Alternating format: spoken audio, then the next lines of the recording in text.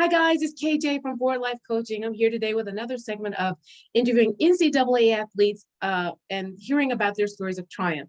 Today I have Victoria Kramp, Kramp, and she's actually a lecturer at Morgan State University. I want to tell you a little bit about Victoria in this segment. A snapshot is not the whole picture. So what you're experiencing at this particular point, day and time, or what you're seeing is not necessarily the whole picture, is not necessarily the period at the end of the sentence. So let me tell you a little bit about Victoria. Victoria she was born in Chicago, but she grew up in Yardley, Pennsylvania, near where I used to live, New Hope. We'll talk a little bit about that later. So she grew up in Yardley, Pennsylvania. She went to Pennsbury High School, and she was actually a recruited athlete. She wound up playing for Alfred University, and she played softball there. And her freshman, sophomore year, one of those years, let me see what I got. It was something really, really good. So you struck out. I can't find it. Daggone it. It's in here. Oh, here it is. Wait, nope, it's not here. You struck out 23 people in 34 games. Did I? I don't. The sad part is I never looked at statistics. I would have no clue because of my life and how it kind of transpired. Here it is, right here. 2012. There we go. 2012. You struck out 24 batters in 34 2/3 innings. There we go. Fun fact, I didn't even know that. Yeah, go Tori, go Tori. Also that you, as a senior, you were the Chi Alpha Sigma organization recognized you with over 3.4 GPA. Yes, that was something that I did. Just a little something on the side. What the heck? Something on the side that I spiced up over my college career. And in 2013, Omicron Delta Kappa National Leadership Honor Society, you were inducted? Correct. Okay, cool. And then after college, you went on to play at you got your bachelor's degree in athletic training. Then you went to Hood College for a master's in human sciences. Yes. You became an athletic trainer at Frederick Community College. Yeah. So I did my graduate assistantship at Hood, and then I got like a side job, a side hustle at Frederick Community College at the same time. So I was a graduate assistant and an assistant athletic trainer, making my way through my master's degree, trying to make ends meet in Frederick, Maryland. I'm loving it. Fred, you got to do something in Frederick, Maryland. I went out to Frederick, Maryland one time, and I was like driving all the way out. I kept noticing all the beautiful greenery and it's just gorgeous out there. I was like, oh my God, the landscape was gorgeous. So then from there, you went on to become the head athletic trainer and fitness coordinator at SUNY Delhi, correct. Delhi? Yeah. Okay. And that's like way up New York? Or so that's the whole thing is like, everyone knows New York City, like, and when you say, oh, I went to school in New York, they think just like, they're like, oh, we're in the city. I'm like, no, like, that's not like, there's a whole state. So Delhi, New York is about an hour south of Albany, is like the biggest city. It's a very one-stop light town. It's close to Oneonta is the best other like kind of big SUNY school there. But like the same thing with Alfred. Alfred is an hour south of Rochester, New York, but it's a one-stop light town. So kind of those little hometown small feels.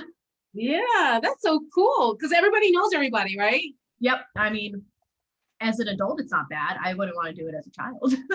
Really? Oh my God, I just think that's so cool because everybody knows everyone's like, hey, you know. It defines family there. Like everyone always says like your staff is your family. And I was like, and usually I'm like, oh, like, no, it's not. Like everyone that says their family is like the most like bullheaded, like butting heads at like universities, but like there it really meant it. It was like, oh, let's go hang out. Like it was a revolving family all the time, and they welcomed me with very open arms. I love it. You know, it makes it easier to be away from home, easier to communicate, easier to get things done.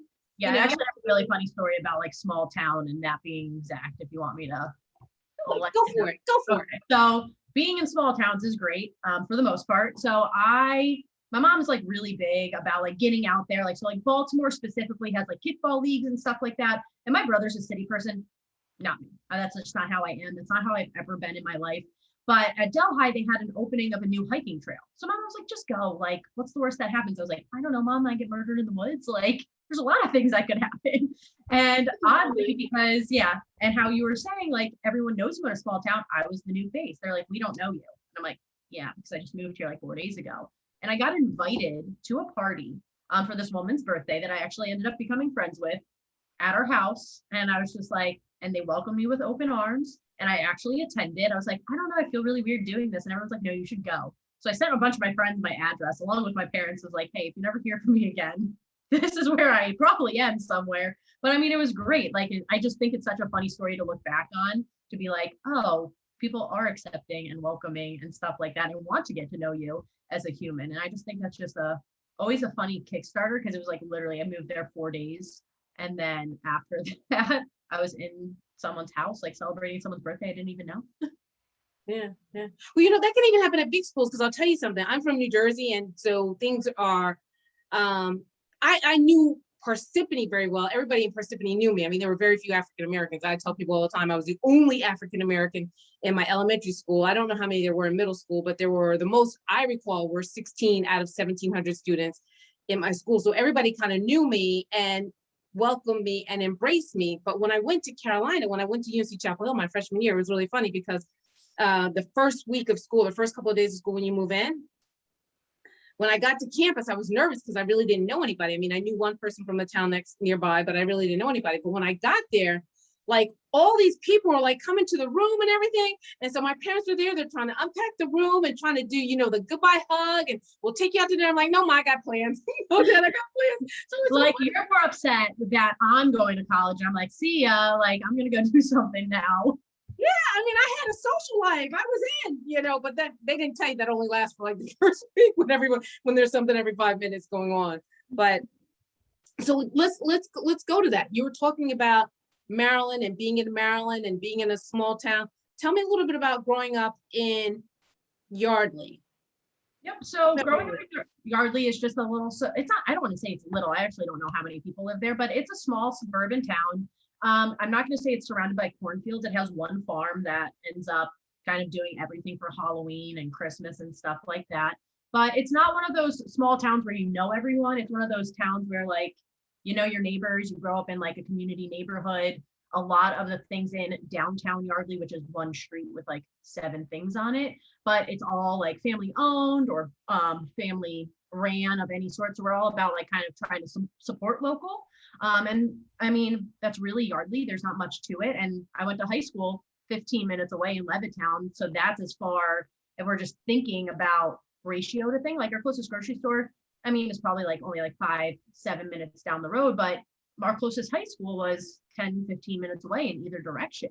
So Yardley's just like a really suburban town in the middle of Pennsylvania, but it's in Bucks County. It's where George Washington crossed the Delaware, is the kind of like the best point to pinpoint it somewhere. And even going, I could throw a rock to New Jersey. That's how close I am. Yeah. And so my ex-husband and I, we lived in New Hope, which is, like really, it's like you said, like throwing a rock to New Jersey, because we were, please forgive me, we were in Bucks County as well.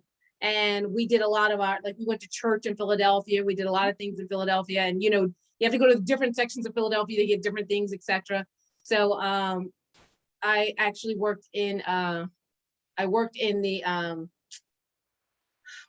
all over Philadelphia for American Express, but I remember working in like the Seaport area and working in the, over by Moy Munson, where you get the great cheesesteak subs, and South Street and Walnut Street. South Street and Walnut Street, 2 completely different environments, but yeah, doing the whole thing. And then I had family that lived over Girard Avenue. So I mean, just getting the whole gamut of Philadelphia. Yeah, and it's so crazy that these smaller towns are only 30 minutes away from center city of Philadelphia, where you get to experience like sports. The Franklin Institute and like American's history is at like literally at your fingertips. Oh my God, the Franklin Institute. I love the Franklin Institute. My kids were there. My kids and I were there all the time. Yeah, we had season passes for like a year. Aquarium, huh? I said we had like season passes for a year at the Franklin Institute because they have so many cool things there. And my mom was like, heck yeah, like let's do this. Or like the Walnut Street Theater, like you have like a mini Broadway so close to you and you can experience so many things. but not actually have to live in the city. So growing up with your family being very close neighborhood, close environment, was there a particular point in time when you realized that you learned differently or you're having some challenges in school? Yeah, so my parents actually realized it when I was younger, at like the reading comprehension level age. Really, I don't know when that was because to me, I was just a kid. So throughout the beginning phases of my life, I had reading tutors that would come. I had in elementary school like getting taken out of class. Like I was like that slow reader is how everyone kind of described you when I went to elementary school. Like you're just kind of like behind the 8 ball. Nothing was wrong, like everything, like you were just slower, like you just didn't learn as fast. Reading comprehension just wasn't my thing. So when I was in elementary school, had tutors and everything like that. Then I got to middle school, nothing ever really like came of it. It wasn't until I got to high school, either my sophomore or junior year. I don't remember like the pinpoint of when this all occurred. I was having a really difficult time. Like I remember like literally taking a English test in English class because that's what it is in high school, and like crying in the middle of it because I did not understand. It didn't matter how hard I studied. It literally did not matter how hard I studied.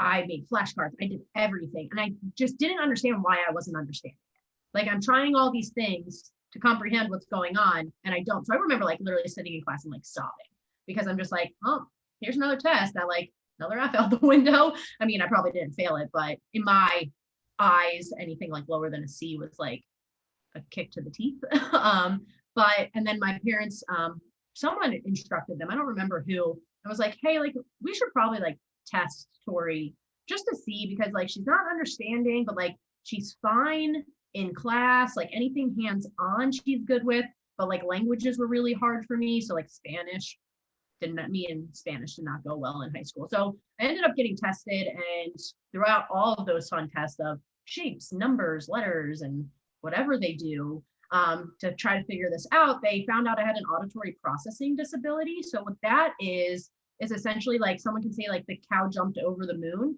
I only hear the cow and that's what I process. I know something was said after it, but as like I'm taking notes or writing down, I'm like the cow, and I just sit there and look at my notes and I'm like, and there was something else, but I could never, like my brain just didn't process it and put it on paper. That's my son Noah. My son Noah had auditory processing delay, and we were trying to explain it to my daughter, who's like a genius, trying to explain to her what exactly it was. And one day we went to the pool, and there was this little girl at the pool, and my daughter said to the little girl, she said, "Hi, hi, hi, hi, hi." So she wound up saying it 7 times, right? So after she finished, it was like maybe, I don't know, 10, 15 seconds later, right? She said, well, Blake was saying, she said, "Ma, I don't understand why she won't talk to me. I said hi to the little girl and she doesn't like me. And I don't know why she doesn't like me. And I'm just trying to be nice. I just want to be her friend." The little girl looked at Blake and she said, "Hi, hi, hi, hi, hi, hi, hi," 7 times, right? So she was responding to Blake, but she wasn't responding in the moment because she needed time to process what was said. And so that was the way I explained it to Blake, like later on with her brother. And when we would do things, I would say, "Blake, you have to say it and then pause, just wait, wait, or say it slower, or do it, you can't move at the same pace because, we're from New Jersey, we talk fast, we move fast, we do things, everything fast. You can't do it fast because he hears it differently. He needs more time to process it." Yeah, I mean, that was the struggle until I found ways to I'm going to call it coping because, I mean, that's what you do. I mean, you learn different ways. I finally figured out in starting in high school, like I had to sit in front of the class because, I mean, we all know what happens in the back of the classroom. You don't pay attention, no matter how good of a student you are. So I sat in front of the class. I had multiple color pens and pencils and stuff like that. And I broke everything down through colors. I know that sounds so weird, but like I blocked things off so I could remember in my mind or look back at my notes and be like, that was in red, like that was in red. And then my teachers, obviously informing teachers is the biggest thing. And do they always understand it? No, but your guidance counselor, I had a great guidance counselor. I had great resources in high school and all throughout college. But my guidance counselor, like they made it apparent, like, listen, she's going to need a note taker. So I got some of those accessibilities in high school until I kind of got into my own. And then in college, I went to, I think it's called academic services back then, probably called something completely different now because of all verbiage and stuff. And I mean, in college, I could have could have gotten note takers and stuff like that, but I learned how to kind of just take what I needed from the conversation, the important parts, and then put it on paper, which kind of helped me excel through college. Granted, I had to try like 10 times harder than anyone else because I have a genius brother who can just like riddle anything off, and I'm over here struggling trying to formulate a sentence some days. Blake, my daughter Blake, she was accepted to UNC at age 14. That's my claim to fame is that I homeschooled her, so we'll take a little bit of credit for it. But yeah, she just gets it. So one of the things for my son is that we learned that he could better process things on black paper. So we put a black chalkboard on his wall, and we use the different colored chalk to teach different things, to teach the alphabets and that kind of stuff. And so he got it once we started using the different colors. Like even now, he loves markers, he loves different color things because it helps him, like you said, segment everything. I remember when I taught him how to count up to 100, we had to put the 5s in one color. We put, the 2s in another color and all this other kind of stuff. And so I made different, what do you call it? The little trails to 100, those calendar things. I made like 100 circles on them. Yeah. And I made them in the different colors because as soon as we did colors, he got it. He got it. But when we would do anything on white paper, he would get frustrated. He would get frustrated. It like popped out in his like eyes or something like that like something in the brain just registered like the contrast better. I mean, I don't 100% know, but I think of like how our brain works and stuff like that, and how black on some type of color is going to make it be like more vibrant. Yeah, I agree. So now that you learn differently, you're also learning that other people learn differently. Is that what inspired you to move towards teaching and lecturing as you moved along? So teaching and lecturing was kind of always something I wanted to do in athletic training. The way it kind of came about at Morgan State was a little bit different. I got a phone call from a friend that was like, hey, they need an adjunct. I gave them your information. Hope you don't mind. And it kind of snowballed from that. But I think my learning disability kind of helps, one, me understand that like every student isn't the same. Also, demographically, it's a historically Black college and university. It's an HBCU. And a lot of those students don't earn those resources or don't receive those resources in elementary school, in middle school, in high school. So looking at it in a college perspective, maybe they don't know that we have some type of delay or some type of disability or anything, maybe just like some learning hindrance. So I have always applied. One, I picked athletic training because like I couldn't sit at a desk all day. That was just me. I want to be into action. I want to like do stuff. And that's me, my laziest too. Yep. And I was like, I can't be a business person. Like I can't just sit here and type on a computer and like just kind of do a 9 to 5. Like I was all about like that wholesome and holistic approach, like always helping people. But that also translated into being a professor / lecturer because I don't have my PhD yet. So I can't do the whole tier above. But I teach very hands-on. I teach very visual. I don't hide anything from my students. I put up PowerPoints that literally are verbatim. Like I'm not hiding anything from you because I want them to get the information. Okay. If I'm speaking gibberish, I literally say, I know I don't make sense some days. And I let them call me Tori. I think professor's really weird. I don't know why. I think it's because of that athletic training standpoint. But I'm like, literally say, hey, Tori, you're not speaking English to me.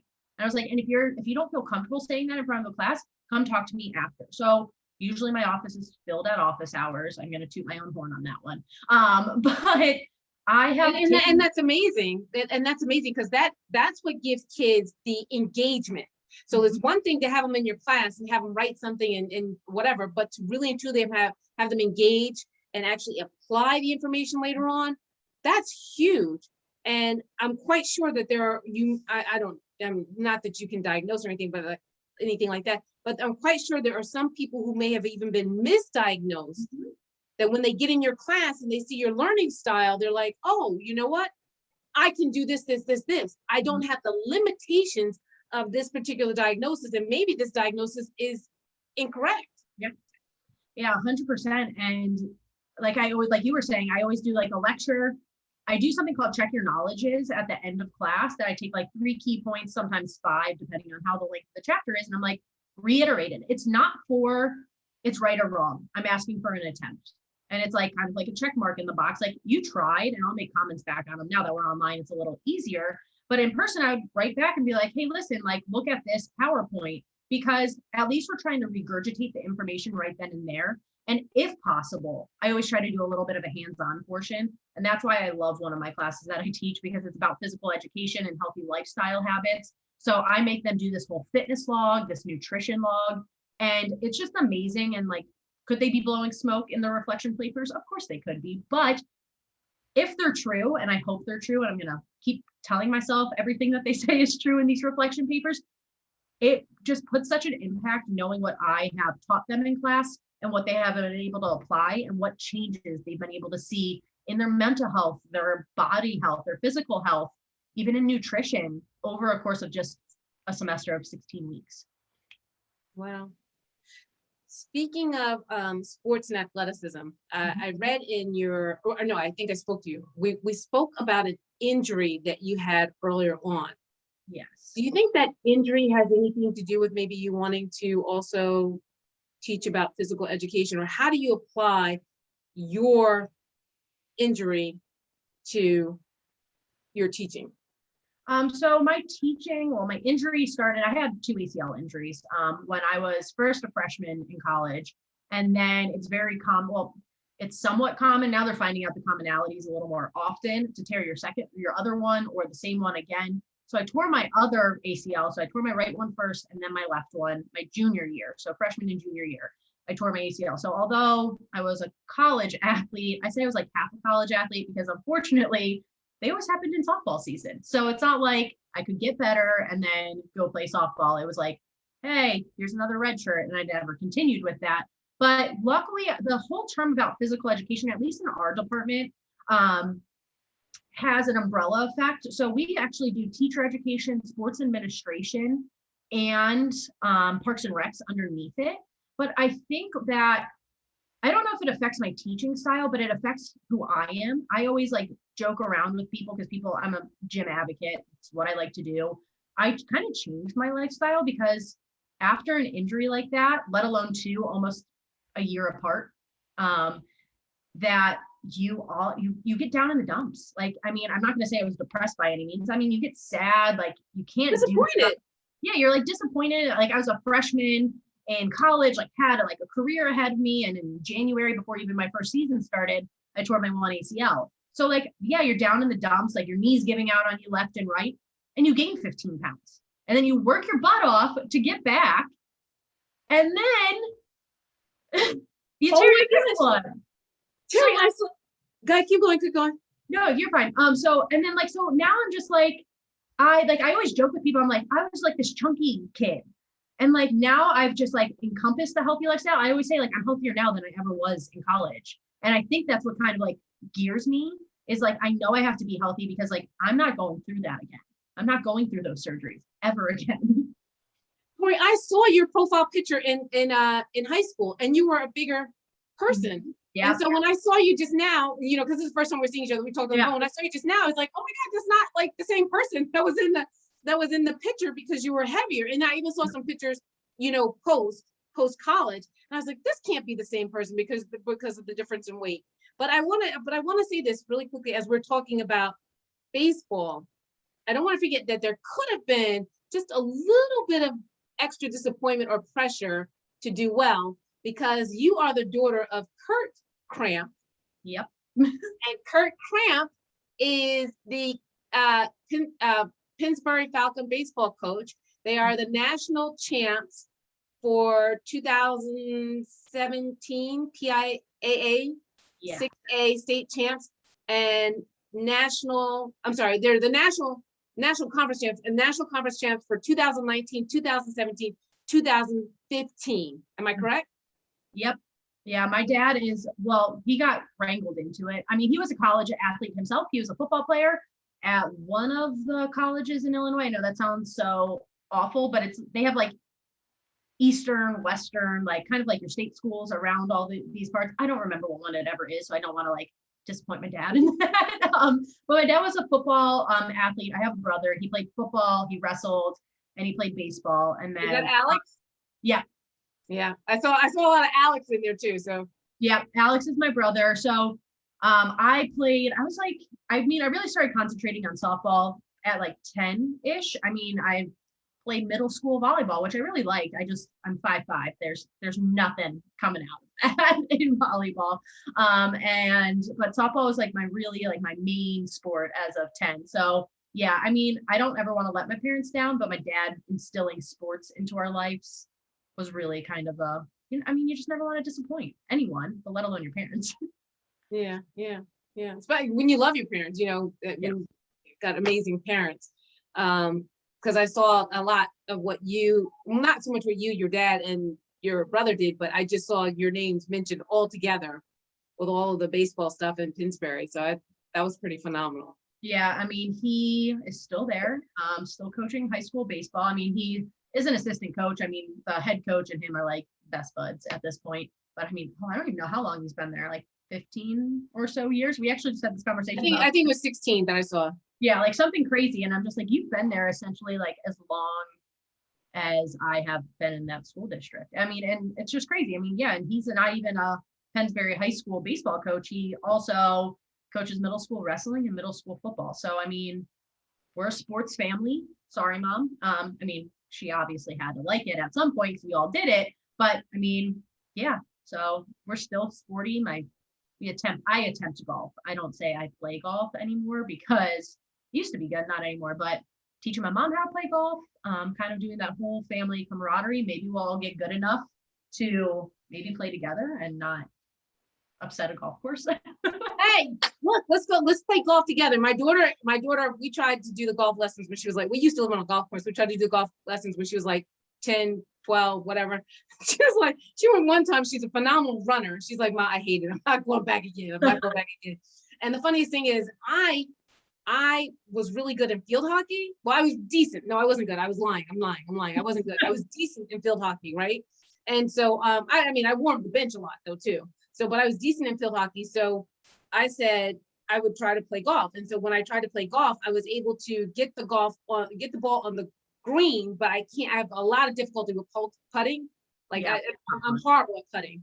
So the last time I played on like a scramble team. Yeah. Last time I played on a scramble team, my handicap was like a 72.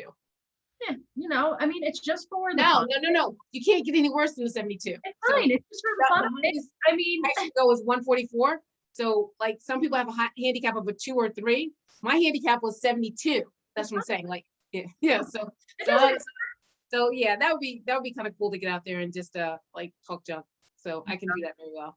But so let me ask you this: going back to the whole scope of a snapshot is not the whole picture. Mm-hmm.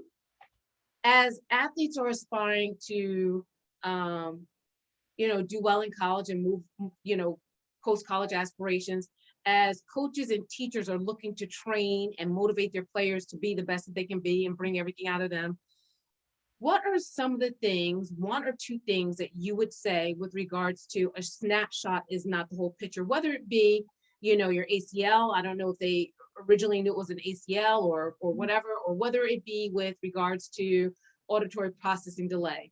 What could you say may be skewed if you look at the snapshot instead of breaking it apart and really and truly understanding the components?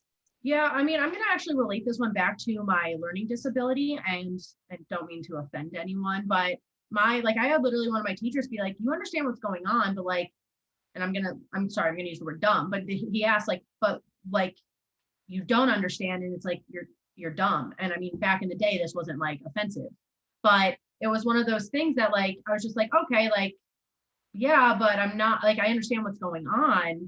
And I would just say like, always be persistent. And I tell my students this actually now, I say, be that squeaky wheel. If you know something isn't right, make sure you stand up and you speak out for yourself, because you know your body better than anyone else, whether it's your mental health, whether it's your physical health. stand up for what you believe in. And I'm not going to say doctor shop and do that, but say something's not right. And even if they say like, oh, like, no, like you're fine, like you're progressing well, whether it's on some type of disability, maybe they say you don't have one, make sure that like you advocate for yourself. And that's going to be my biggest takeaway forever and ever and ever. Even with my torn ACLs, my first one was a false negative.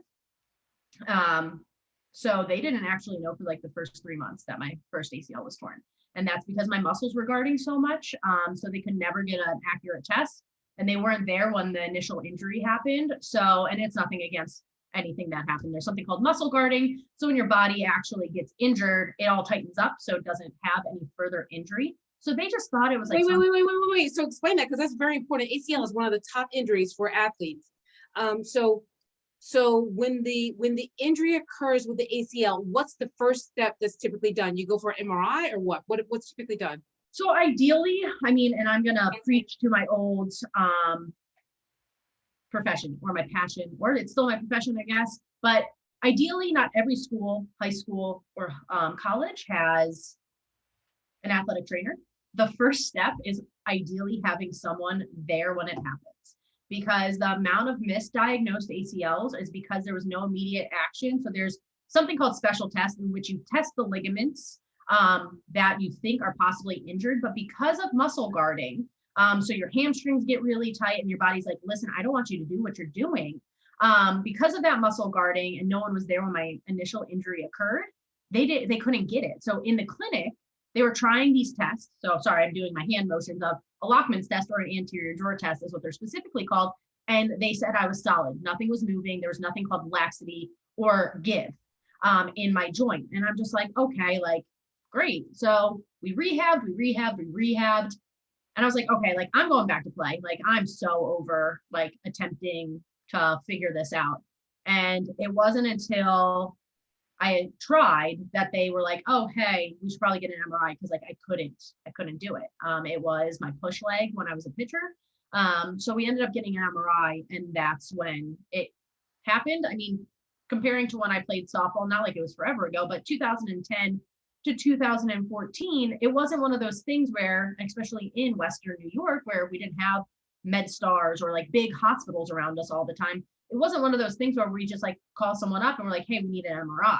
Nowadays, on-field evaluation is key. And then if about 7 to 10 days after injury, unless you know the mechanism, you know what happened, maybe they heard a pop, you need to get an MRI. Well, it's an x-ray and an MRI because insurance wants to figure something out first in an x-ray because it costs them less money, and then an MRI. And then your MRI is going to tell you whether it's torn or not. And even with a partially torn ACL, think of a rubber band. So if you put like a little cut in a rubber band and you keep pulling it back and forth, at some point it's going to tear. So for all those athletes out there, even if you have a partial torn ACL, men, you are more lucky because you are more muscular. So your quads and your hamstrings are stronger than females. Females, I don't want to be the bearer of bad news, but for the most part, if you have a partially torn ACL, it's going to go at some point. So mentally preparing yourself from that, and you don't want to ever tell an athlete that, even if they put on their physicals like partially torn ACL, you're just like, okay, it's going to happen at some point, but like never verbalize that to them. I had athletes in the past that said partially torn ACL, and I'm just like, when is the full thing going to happen? And it ends up actually happening. Wow. Yeah. In one of my earlier interviews, I was talking to Mark Knapp. He is a girls basketball coach, high school basketball coach, and he was talking about ACL injuries in high school. I didn't think it was high school. I thought it, would start a little bit later on when you're really and truly in the competitive sports with regards to college. But he coaches a private high school, and he was saying that he sees that with girls as well, more with girls than with boys. Yep. So it happens even more at those younger ages now, because girls are developing earlier, so they don't have an exact science about what causes an ACL tear. So they think it might be around menstruation, like so right between like that ovulation through menstruation phase, they think that we are weaker, our ligaments are more susceptible to injury. A big thing is Q angle, so the angle between your hips to your knees. Because women are supposed to be childbearing, we have wider hips, making the angle to our knees more drastic than men. Musculature. A big thing is now starting in one sport, sport specificity, way too young. So it's actually good. And I know coaches, sorry, y'all hate usually dual or tri-sport athletes until they literally have to pick a specialty sport or one sport to kind of take through their late middle school, high school years, let them play all the sports. Because like things like basketball, the whole jumping motion. And because when we jump, our knees go like this. And the issue is there's a bunch, well, it's not an issue, but there's a bunch of ACL prevention programs, but not everyone does it.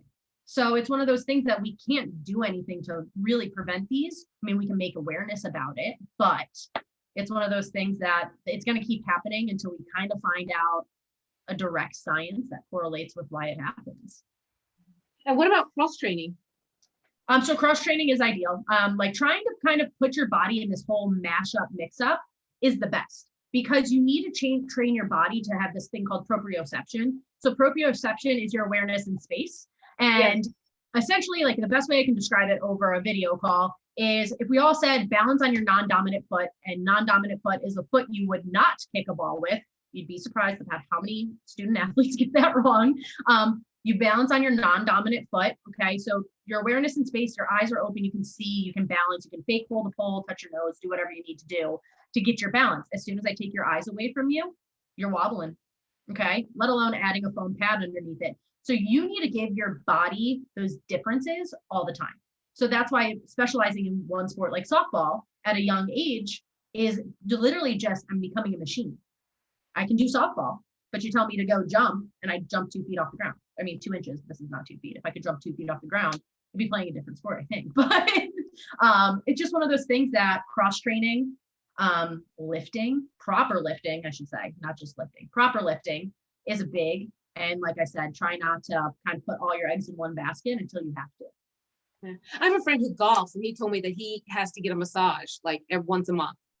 He said because of the muscles, he found that as he was getting older, he's a couple of years older than me. He was saying that as he's getting older, he finds that the stiffness was preventing him from, doing other things, etc. So as long as he gets his massage once a month, that he can play okay. Yeah. I mean, it's the whole loosening and being agile. And unfortunately, our joints don't have elasticity as we get older. So that's why people shrink, but that's beside the point. Wow. Tori, you're awesome. I mean, you've gone from, being recruited in high school to 2 ACL injuries to, and prior to that, defying stereotypes of an ability to learn or not learn. You're inspiring your kids or your students, you're seeing growth in them. Is there anything in particular that you can think of that you would like to share that I may have missed out on? I mean, I try not to miss too much, that I may have missed out on with once again, just understanding that what you see at that particular moment, there's a broader picture. Sometimes you're not seeing the totality of it if you just take a snapshot. Yeah, so my biggest takeaway in life in general is always listen, because usually those students or those student athletes who come back to you numerous times are trying to tell you something. And maybe you got to pry a little bit, but I always try to say, if I'm asking too much, tell me to stop.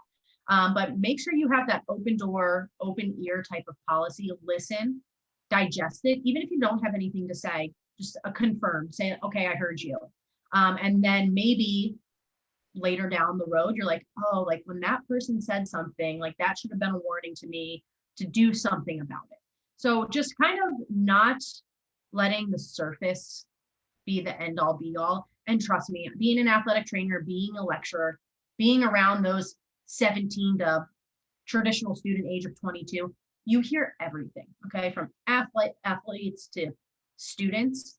Usually they're coming to you because of something, and don't let that one athlete that kind of grinds your gears a little bit be the reason that you let them down, okay? You never know how you're going to change someone's life by one, just listening and just being that advocate and being maybe a support system they've never had.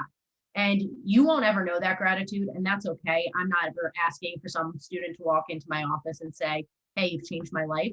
I just hope that they take either what they've learned, maybe just a special conversation with me, and take it, digest it, and hopefully down the road they say, hey, like this is what I'm doing, and it's you inspired me to do it. But that's not the reason I'm out there. I'm out there to show and help these students be successful, be that role model, because again, you never know someone's walk of life. You never know what they're going through in that moment. So listen, okay, and then digest it. And then if you don't have anything to say, it's okay. Like it's completely okay to look at someone and be like, I don't know what you're going through, but I'm here, like I'm listening, but I can't give you the proper advice. I'm going to try to find someone that will. Right, right. And by opening that door, at least they know that they have an escape or pathway if something else should happen. Yep, You know, yep. one of the things I say to people is, you know, I've worked with victims of trauma.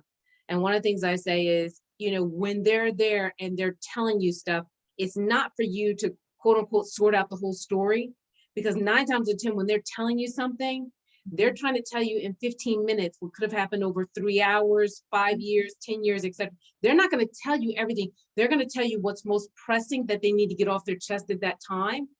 And hopefully you're a storage bank so that when they come back to you and they tell you the next thing, that you can help them, you know, as they try to piece it together. But don't expect them to tell you everything at one time, because once again, they're just trying to sort out everything. So as you said, being that person or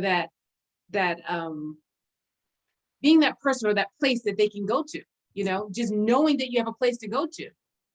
Yeah, and I'm gonna say also stay in your lane, and I mean that in like the sincerest way. Know your resources, especially if you are on a campus, a college campus. Know where the Title IX office is. Know your sexual assault policy. Know what to do if someone confides in you and tells you information that you know you have to tell someone. Make sure you know your rules and regulations, because you never want to overstep those boundaries. You need to stay in your professional lane, and you can't take on someone else's burdens for them. Yes, be that open ear, but also know your list of resources. Be able to help them get better and not just like be that vault for them, because obviously sometimes some of these traumas or whatever they're telling you is greater than you, and that's okay to know, but just know those extra resources. Right. And if it is greater than you, one of the things that I always keep, so I work with individuals who have been through domestic violence, is I always keep that 1-800 number available, so that once again, I can say, hey, look, you know what, let's call there together, you know, or you can call, or if you're not feeling comfortable calling, let's call there together. And sometimes, like I said, they just want that additional person to be there when they're ready to move forward. And whatever it may be, you know, like you said, whatever the helpline is, sometimes they just want somebody to be there with them, you know? Yeah, sometimes they just don't have someone. They don't like have that friend that they can confide in. Maybe they don't have a close relationship with their parents. I mean, I see it a lot in males. I know that sounds so weird, but like my male-female relationship with my athletes and how much they confided in me, for whatever reason it was. I mean, just listen, please. Yeah, yeah. I know at home in New Jersey, I had a lot more friends that were guys, and they were just friends. I mean, you know, you're from up north, you know, where guys and girls are friends. It's not like you're dating or anything. You're just friends. You just talk. And sometimes I think it was the fact that the guys knew that they could call me and it was a judgment-free zone. Yep. And they could just exhale, and then they could, after they finished talking to me, they could go out and put on the bravado and do whatever they needed to do. But they just needed someone who would listen and was not, you know, trying to tell them which way to go. I think they made a lot of difference. And I think that also with my students now, that some of my students will come and talk to me in high school, because they know it's a judgment-free zone. It's, you know, I don't want you to go out and be the bully, but you know, you can go back out and be the person that you need to be, or be that better version once you get some of that stuff off your chest. You know? Yeah, when my students or my student athletes got to know me, I'm brutally honest. So there's sometimes where they would be like, they're like, Tori, I need you. And I'm like, what Tori do you need right now? And they're like, the honest one. I was like, okay, you got it. But I was like, if you need the soft one, that one that like warms your heart, you gotta let me like, give me 5 minutes to turn that on. But I mean, the unsolicited advice, they're like, no, Tori, like I need the truth. And I'm like, you might not like what you have, like what you're about to hear, but like, here it is. I mean, I try not to be mean about it, but I mean, I'm brutally honest, and obviously every situation calls for something different, but my Right. student athletes know that if they wanted to be called a knucklehead that day because of something they did on the weekends, I'd tell them. Right. Yeah. Well, no, I mean, like, so I'll put it this way. Some kids are called dumb and called other things that are destructive and counterproductive. Yeah. And so what I find is that I do, or what I try to do for people, is to show them how they can look at it differently and how they can improve. Because I think that no matter what situation you're in, no matter what mistake you make, that is one situation, one moment, one time, you can always do better if you choose. Yep. If you choose to be better, do better. And so when people come to me, they know that I'm not necessarily going to hear like I say, don't come to me with a problem, come to me with a solution. Mhm. So when you tell me what you're telling me, I also want you to tell me what you like for me to do, or where you'd like to go with it. Mhm. So if you tell me what you like to do or where you'd like to go with it, that's where I say, like, sometimes you tell me like, hey, I'm giving you this, but I need you to hold on to it. And then I'll come back to you with a solution. Or sometimes I'll say, hey, look, I'm giving you this and we need to find a solution right now. And whatever the scenario is, once again, like I said, I try to make myself available for those situations which I can assist with. But also just once again realizing that sometimes individuals don't have anyone that they can just go to and talk to. Yep. You And know? you need to always know like that. One, you understand your students or your athletes over a period of time, and you know what persona to kind of put on. And I'm not saying be two-faced, but you know what they need. Oh, too late now. You already said it. I'm just kidding. Two-faced Tori. No, I'm just kidding. Yeah, that's me now. No, but I mean, I know that there's some students that are not going to take the tough love as much as they're going to need kind of like the softer side of me. Yeah. Yeah. So knowing and listening, and you can only do so much, but never let that squeaky wheel push you over the edge, because they're usually asking for something. And sorry if you get one of my students, because I tell them to be squeaky, very squeaky. Yeah, I love it. I love it. Squeaky wheel does get the oil. So I just one quick story. I have 3 kids, right? My youngest son, Noah. My youngest is Noah. Noah was always a squeaky wheel, and Noah always got whatever he wanted. Whatever he wanted. If you didn't learn anything in life, you learned.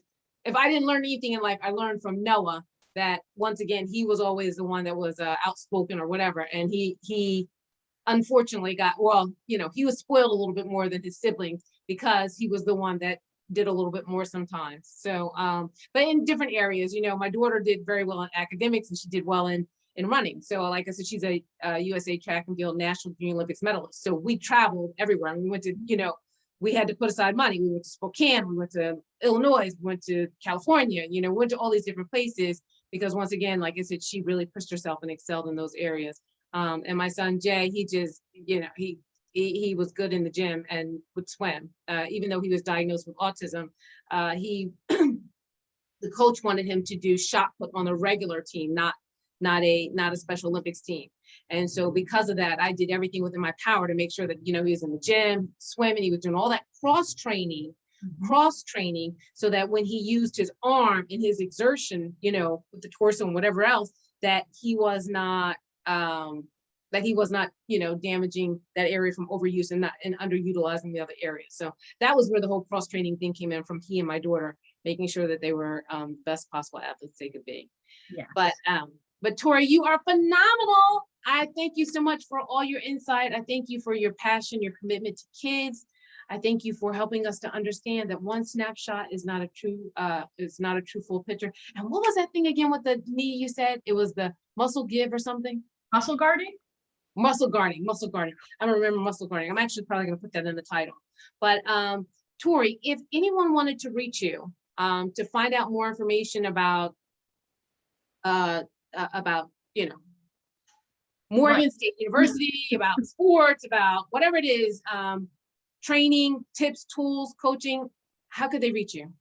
They can reach me via email. I'll give it to you. I'll give you my personal email because my school email will definitely deny any random human that tries to come into those inboxes.